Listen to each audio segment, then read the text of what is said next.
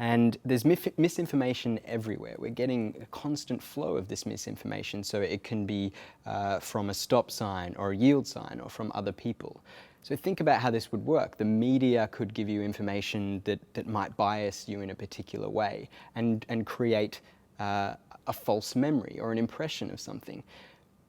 But it's only a false memory because it never happened. It's a real memory. You really experience it, just like you see the Dalmatian dog and you hear those sounds.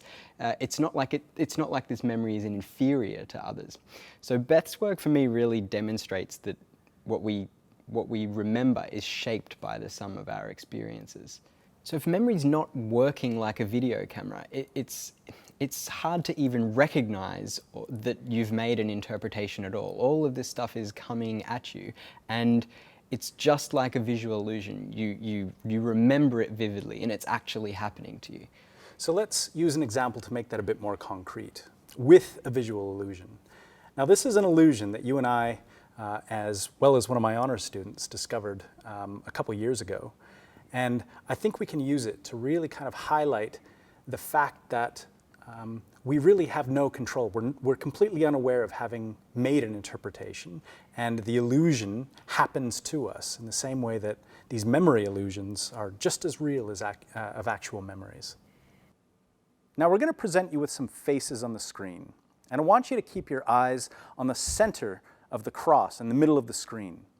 So don't look directly at the faces, keep your eyes on the cross. Okay? Are you ready? Here they are.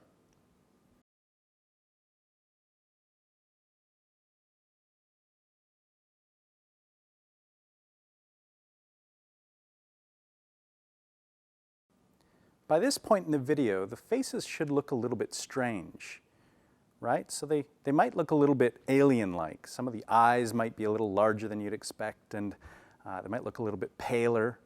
But if you replay this section of the video and look at the faces again, you'll see that they're completely normal. We're not playing any tricks on you. There's no photoshopping going on. What's happening is that the previous face is distorting the face that follows it. For example, if one of the faces has small, beady little eyes and it's followed by a face with regular-sized eyes, then these regular-sized eyes look huge. Again, you can't help but to see these faces as distorted.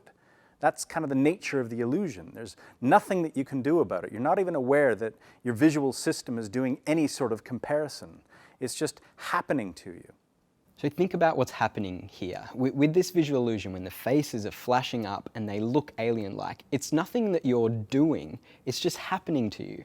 And this is across our senses. So yes, it's happened in vision, but it also happens in hearing, and could even be happening in smell and taste. We haven't tested these things, but it's definitely happening in memory.